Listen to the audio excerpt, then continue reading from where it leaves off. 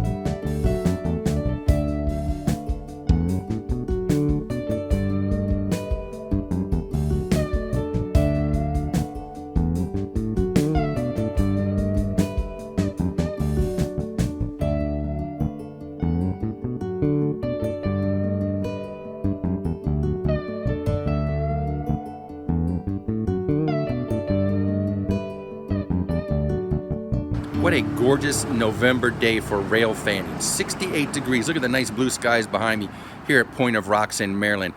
Earlier today I was up there with the drone taking some video. I've seen people on YouTube come down this mountain somehow. I don't know how they get down there, get above the tunnel and take some shots of the trains going in and out. No thanks, I'll use the drone and I'll be like everybody else and just stick by the rails and take video from down there.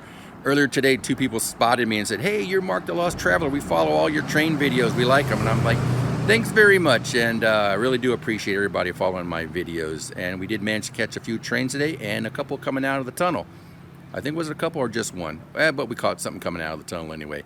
So I think that's going to do it. And on that note, travelers saying, see you by the rails.